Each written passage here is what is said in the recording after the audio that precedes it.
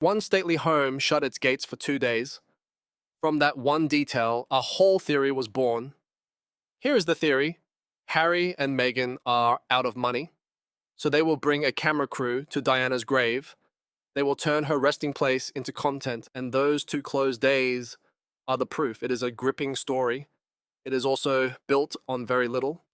The schedule says one thing, the calendar says another, and the public record says something quieter than the headline. 2 closed days. Let us read them properly together. I am not here to tell you these two are saints. I am here to show you what the record actually says, what is confirmed, what is only reported, and what is guesswork wearing the costume of evidence. By the end, you will understand this trip better than almost anyone shouting about it online. That is the whole promise. Let us set the scene first, because the facts here are not in dispute. On Friday, the 26th of June, the Sussexes confirmed it. They are traveling to Britain in July. Both children are coming. For Archie, who is 7, and Lilibet, who is 5, it is their first time on British soil since the Platinum Jubilee in 2022, 4 years away. Now they return. The reason for the trip is also confirmed. It is built around the Invictus Games. Next summer, in 2027, those games come to Birmingham. This July marks the 1-year countdown. Harry founded Invictus for wounded and injured service personnel. It is, by a wide margin, the part of his old life the royal household still openly respects. Now, the part everyone is talking about. According to The Sun, Harry plans a private visit to his mother's grave. It sits on a small island in the oval lake at Althorp, the Spencer family estate. The visit would fall just days after what would have been Diana's 65th birthday on the 1st of July. Here is what makes this emotional. The children have never been there. They have never seen where their grandmother rests. Meghan has.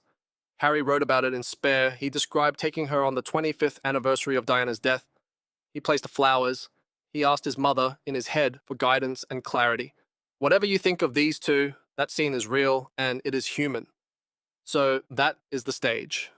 A confirmed trip, a confirmed reason, a reported grave visit, and then the detail that lit the whole thing on fire. The gates. Those 2 days. Because someone noticed them and asked a sharp question. Why would Althorp shut its doors in the middle of its busiest season? From that single question, the theory grew. Let us test it. Start with the closure itself, because it is real.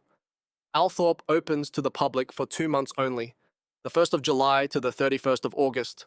That is the window. Diana's admirers come from all over the world to see her childhood home, but the estate's own website confirms it will be closed on the 10th and 11th of July. 2 days in the middle of the season, so the question is fair. Why?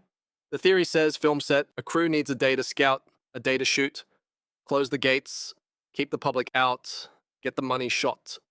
It sounds tidy. Here is the part that theory skips. The Invictus Countdown events run in Birmingham from the 10th to the 17th of July, the exact same window. And Althorp sits about 1 hour from Birmingham by car, 1 hour. So the couple need somewhere to sleep near Birmingham for those exact dates. Now add this. Back in 2024, Charles Spencer, Diana's brother, invited the Sussexes to stay at Althorp. That invitation is on the record, and Harry has slept there before. In 2024, he stayed at the estate for the funeral of Lord Robert Fellows.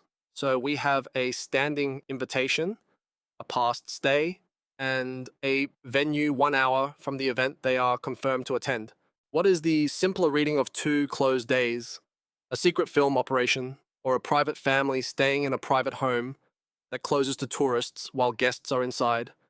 In my opinion, the second one needs far fewer assumptions.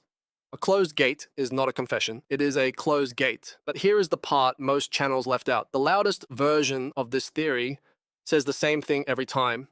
None of it is about veterans. It is all a front for the brand. So let us check the schedule against that claim, line by line. Harry begins the trip at Chatham House for an Invictus Games Foundation talk on policy and practice. Then he and Meghan meet Chelsea pensioners at the Royal Hospital Chelsea. That is their first joint engagement on British soil since 2020. Then Birmingham for the National Exhibition Centre and the 1-year countdown. Then Birmingham Children's Hospital, where Harry, as patron of Well Child, marks 20 years of the first Well Child nurse, child, and a festival for Scotty's Little Soldiers. a charity for bereaved military children.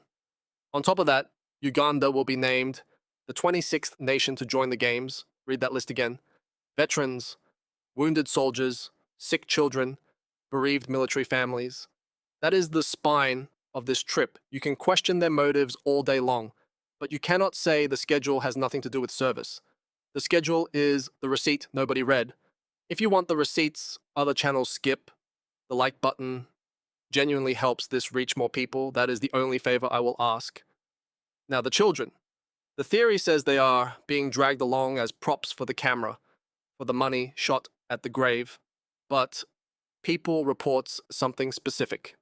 The children are traveling with their parents, yes. They will not attend any public engagements.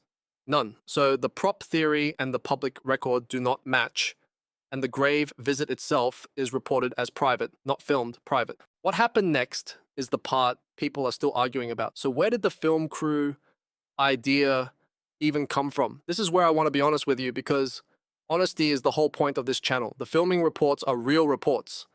A US outlet claimed the couple discussed fresh filming around the visit, a fly-on-the-wall style project.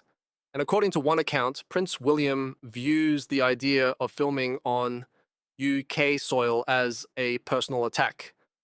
Those reports exist. I am not inventing them, but read the fine print. The same outlet added a line most people skipped. None of it confirms that any filming will actually go ahead. It is discussion, it is reported, it is not confirmed. There is a wide gap between a couple talking about a project and a camera crew standing at a graveside. The theory leaps that gap in one sentence.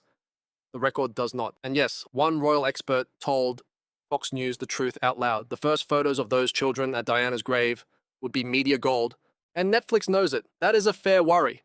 It may even prove right one day. But a worry about what could happen is not the same as proof that it has. That distinction is the whole game. Now let me give the other side its fairest hearing, because the skeptics are not crazy, they are pattern readers. To be fair, the pattern is real. Harry put the grave in a book he sold. The Nigeria trip, the Colombia trip, the brand launches, the milestone posts, time and again, a private moment has arrived, wrapped as content. So when these two announce a tender family pilgrimage, raised eyebrows are earned. That is not hate, that is memory. And to be fair again, the filming reports did not come from nowhere. If the couple are discussing a fly-on-the-wall project, then asking where the cameras point is reasonable. Watching closely is not paranoia when the subjects have a documented habit of selling the personal. The skeptics have earned their seat. I am not taking it from them. I am only asking them to hold the strongest version of the case, not the weakest. So here is where the receipts leave us. And I'm not going to pretend the story is closed, because it is not. The closed gates prove nothing on their own. The simplest reading is a family sleeping 1 hour from Birmingham in a home they were invited to. The schedule is heavy with veterans, not light. The children are reported to be kept off every public stage. The filming is discussed, reported, and unconfirmed. Strip away the theory, and the smoking gun turns back into a closed gate. But do not exhale yet, because the real question is not the one the loud version asked. The loud version asked, will they film a stunt at the grave? The sharper question is quieter and harder. Can a private moment stay private when it sits 1 hour and 3 days from the biggest publicity event of their year, with a filming project reported in the background, with one expert openly calling those grave photos media gold? That is the tension, not a film crew hiding in the bushes, a couple standing on the exact line between honoring a mother and using a moment, and only they know which side they will land on. A closed gate is not a confession, but it is not innocence either. It is 2 closed days, and a choice that has not been made yet. We will know it when we see it, or when we do not see it. Sometimes the absence of a photo is the loudest receipt of all. So here's my question for you, and I want the older voices especially. Many of you watched the funeral in 1997. You remember the 2 boys walking behind the coffin. So you know this ground better than anyone. Where is the line? When a grieving son brings his children to their grandmother's grave, when does honoring her cross into using her? Is the line the camera, the caption, or something only the family can feel? Tell me below. Subscribe so you do not miss what this trip actually becomes.